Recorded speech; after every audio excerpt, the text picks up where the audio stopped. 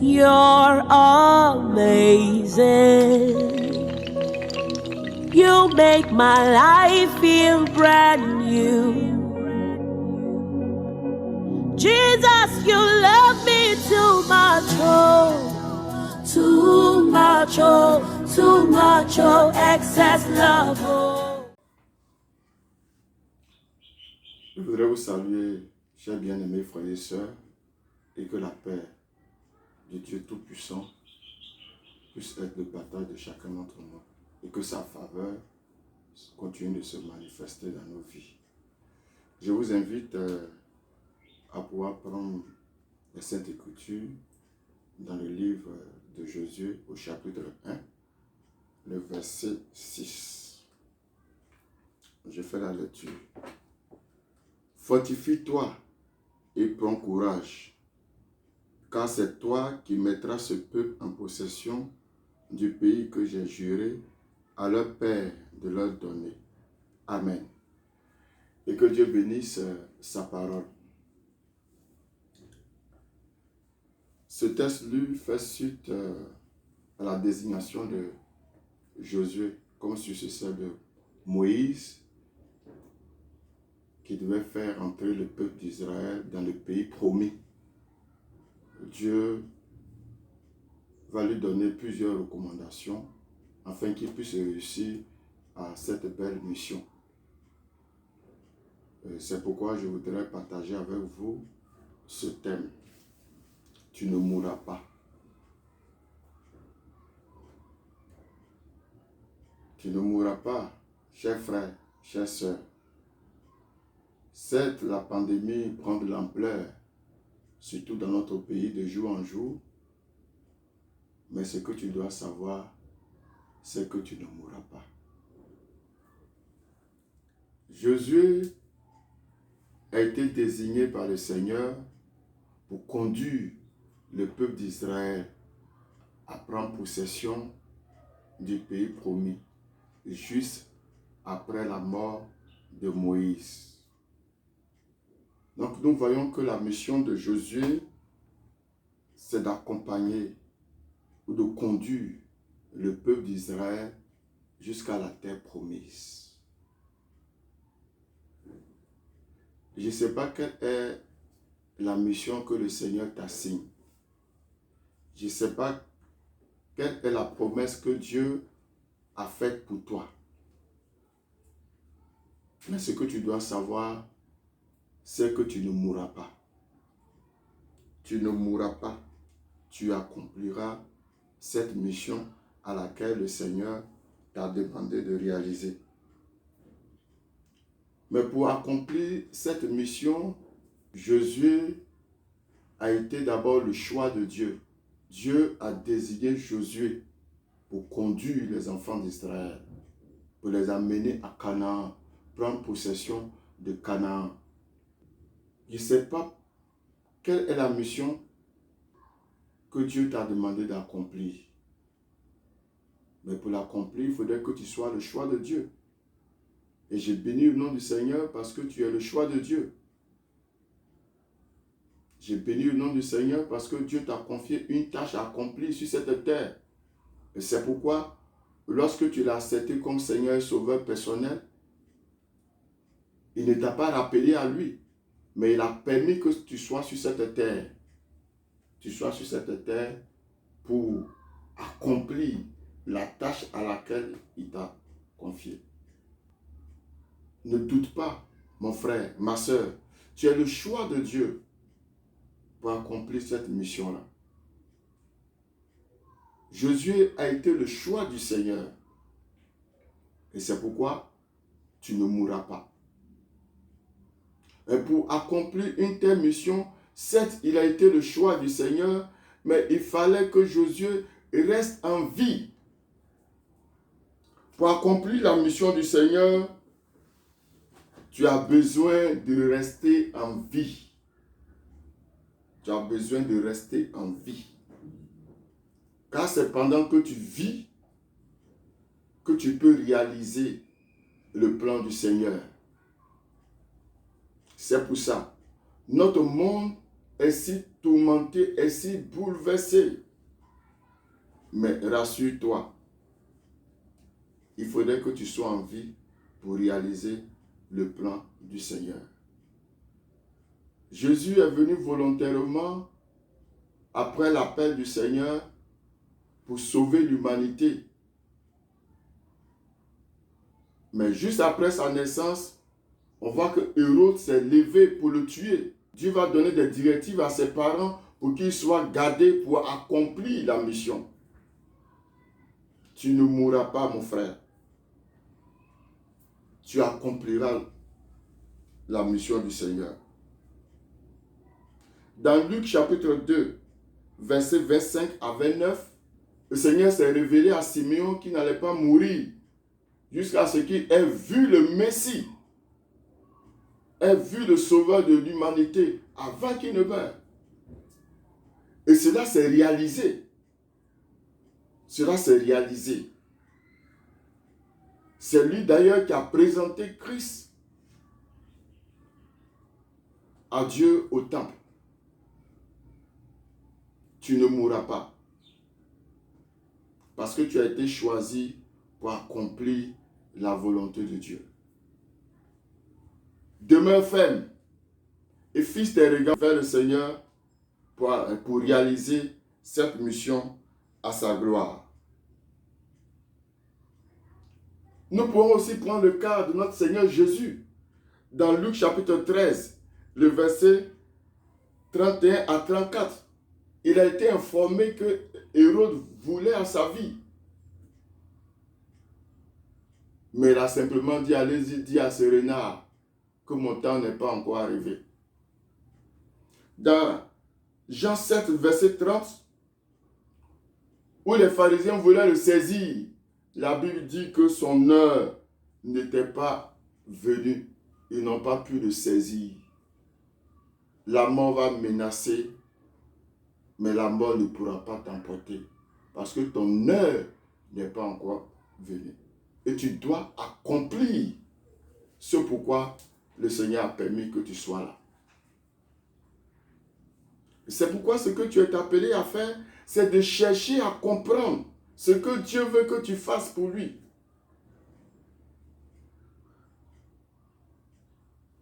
Quelle est la mission qu'il t'assigne? As-tu peur pour accomplir cette mission? Sois sans crainte. Avec les exemples que nous venons de donner, tu accompliras la mission.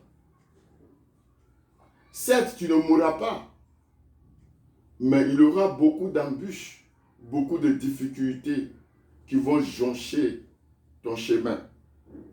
C'est pourquoi, dans le texte lu, le Seigneur dit à Josué, fortifie-toi, fortifie-toi, face aux difficultés qui peuvent se présenter, telle la maladie, ou l'ennemi qui se lèvera, ou l'esprit de mort qui se lèvera pour attaquer. Tu as besoin de te fortifier. Tu as besoin d'avoir la force, de puiser ta force dans le Seigneur. Tu as besoin d'être solide. Et pour le faire, comme Ephésiens 3, 16 dit que c'est par la puissance de Dieu que nous sommes fortifiés. Et Philippiens chapitre 4, le verset 13 dit, je puis tout par celui qui me fortifie. La seule personne capable de nous donner beaucoup plus de force et de tenir ferme, c'est la personne de notre Seigneur Jésus, afin d'aller plus loin avec lui. Et c'est pourquoi, dans Ephésiens 6, verset 10, Paul a encouragé les Éphésiens à puiser leur force dans le Seigneur. À puiser leur force dans le Seigneur. Et pour réaliser la mission de Dieu, tu as besoin de puiser ta force dans le Seigneur. Tu as besoin que le Seigneur te donne beaucoup plus de force. Et pour puiser cette force, il te faut la puiser dans sa parole. Il a dit à Josué que ce livre de la loi ne s'éloigne point de ta bouche. Médite-le jour et nuit. Tu as besoin de lire, de méditer et de mettre en pratique la parole de Dieu. Besoin de mettre en pratique la parole de Dieu. Chers frères, tu as besoin, pour puiser ta force, tu as aussi besoin d'être en communion avec l'Esprit du Dieu vivant. Besoin d'être en communion avec l'Esprit du Dieu vivant. C'est pourquoi Paul dit aux Éphésiens, ne vous enivrez pas de vin, c'est de la débauche, mais soyez au contraire remplis de l'Esprit de Dieu. C'est d'ailleurs sa mission, c'est de nous préparer, c'est de nous donner la force nécessaire pour accomplir ce pourquoi le Seigneur veut que nous puissions manifester sa gloire. Ensuite, le Seigneur dit à Josué d'avoir le courage, de prendre courage. C'est vrai, on a besoin de la force du Seigneur, mais nous avons besoin d'être courageux. On a besoin de ne pas avoir peur, d'avoir une force forte et puissante, qui d'ailleurs nous entraîne à vaincre l'adversité et à triompher de l'ennemi. Vous savez, face à Goliath, dans 1 Samuel chapitre 17, c'est vrai, David a eu la force venant du Seigneur, puisqu'il s'est appuyé sur le Seigneur pour aller contre Goliath. Mais voyant la force de Goliath, il fallait le courage de la part de David. Il fallait le courage de la part de David. Et c'est ce qui s'est passé. Il a été courageux et avec la force du Seigneur, il a triomphé de Goliath. Je ne sais pas la mission que le Seigneur t'a demandé d'accomplir à ces temps difficiles, à ces temps périlleux. Il ne sait pas quelle est la mission qu'il t'a demandé d'accomplir. N'hésite pas, il ne faut pas avoir peur de la taille de cette mission, de la grandeur de cette mission. Mais fais confiance à ton Dieu et sois courageux. Dans Juge chapitre 7, à partir du verset 9, nous voyons que Dieu a demandé à Gédéon d'aller contre les Madianites. Mais il y avait un grand nombre. Dieu a réduit, ils étaient au nombre maintenant de 300. Ils devaient partir. Mais Gédéon avait peur. Mais à partir du verset 9 du chapitre 7, le Seigneur a demandé à Gédéon de descendre dans le camp des Madianites. Quelqu'un qui avait peur. Et Dieu lui dit, descends dans le camp des Madianites. Et il est descendu. Il dit de descendre. Parce qu'il y avait quelque chose qu'il devait entendre, écouter pour le galvaniser. Un songe des ennemis qui racontait la victoire de Gédéon. Et lorsque la Bible dit, lorsqu'il a écouté cela, ses mains ont été fortifiées. Mais à l'analyse, il a été vraiment courageux, quelqu'un qui avait peur. Et le Seigneur lui dit de descendre dans le camp de l'ennemi. Nous avons besoin du courage. Nous avons besoin de vaincre nos peurs. Quelles sont tes peurs? Pour réaliser, est-ce tes manquements? Est-ce tes insuffisances? Est-ce ce qui se passe dans ce monde actuel? Est-ce le Covid-19? Mais sois courageux. Fonde ta confiance dans le Seigneur.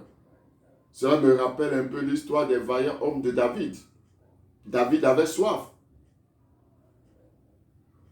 Et le puits se trouvait derrière le camp de l'ennemi. Et il fallait passer, il fallait traverser le camp de l'ennemi pour aller puiser l'eau. Et c'est ce que ces vaillants hommes ont fait. C'est ça le courage. Il ne faut pas fuir devant l'adversité. Ne fuis pas devant ce qui se passe, mais aie confiance à ton Dieu. Tu ne mourras pas. Tu ne mourras pas. Même si tu as été atteint de ce COVID-19, tu ne mourras pas. Parce qu'il y a la mission de Dieu que tu dois accomplir. Tu dois accomplir la mission de Dieu. Et c'est pourquoi tu dois rester en vie. Tu ne mourras pas. Mais sois courageux. Mais aussi, demeure attaché à ce que Dieu t'a dit vis-à-vis de cette mission-là. Pour Josué, il devait conduire le peuple à prendre possession du pays promis. C'était ça, la mission de Josué. Il n'a pas failli à cela. Il s'est attaché à ça. Et il a observé les recommandations que le Seigneur lui a données. Et il a pu réaliser cette promesse. Et c'est à la fin de l'accomplissement, il a été rassasié des jours et Dieu l'a recueilli auprès de lui. Tu ne mourras pas. Tu ne mourras pas. Tu vivras pour accomplir les promesses de Dieu. Dans le psaume 118, le verset 17, voici ce qui est écrit. Je ne mourrai pas, je vivrai, je raconterai les œuvres de l'Éternel. Cher frère, tu ne mourras pas, tu accompliras la volonté de Dieu. N'aie pas peur. Qu'est-ce que Dieu t'a dit? Dispose-toi à obéir et à réaliser cette promesse de Dieu. Car c'est ceux qui vont accomplir la volonté de Dieu qui iront au ciel. Ce n'est pas ceux qui disent Seigneur, Seigneur, Seigneur. Non, mais c'est ceux qui accomplissent la volonté de Dieu qui iront au ciel. Matthieu 7, verset 21. C'est pourquoi, bien-aimés frères et sœurs, je voudrais juste vous exhorter, vous encourager. Pour finir, vous encourager à rester attaché à la volonté de Dieu et à la réaliser. Josué devait conduire le peuple. Mais toi, qu'est-ce que Dieu t'a demandé de faire en ces temps difficiles? Est-ce d'intercéder? Est-ce de pouvoir aux besoins des démunis? Est-ce de te lever pour gêner?